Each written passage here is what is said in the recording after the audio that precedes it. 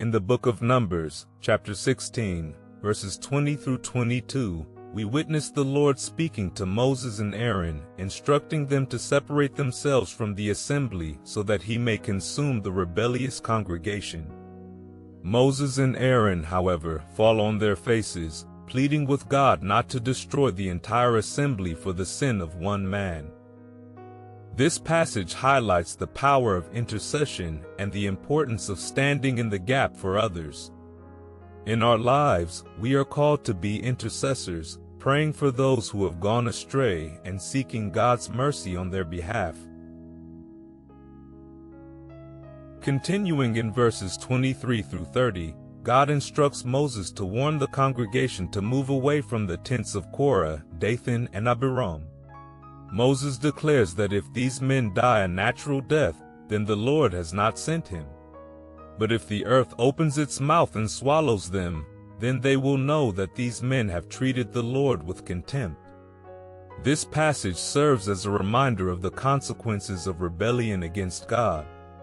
In our modern lives, we must be mindful of our actions and attitudes, ensuring they align with God's will, lest we face spiritual consequences.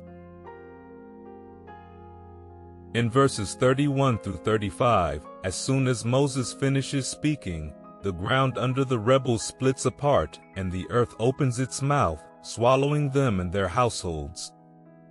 Fire also comes out from the Lord and consumes the 250 men offering incense.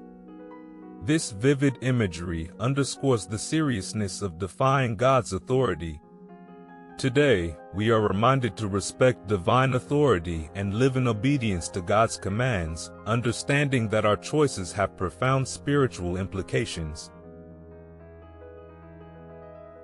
Verses 36 through 40 describe the aftermath, where the Lord instructs Eleazar, the son of Aaron, to gather the censers from the fire and hammer them into a covering for the altar. This act serves as a sign to the Israelites, reminding them of the consequences of rebellion.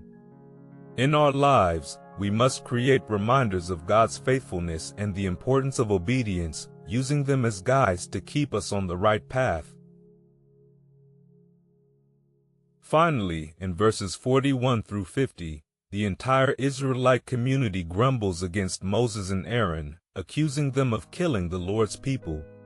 A plague begins among the people, but Moses instructs Aaron to take a censer and make atonement for them. Aaron stands between the living and the dead, and the plague is halted. This passage highlights the power of atonement and reconciliation. In our lives, we are called to be peacemakers, standing in the gap to bring healing and reconciliation to our communities.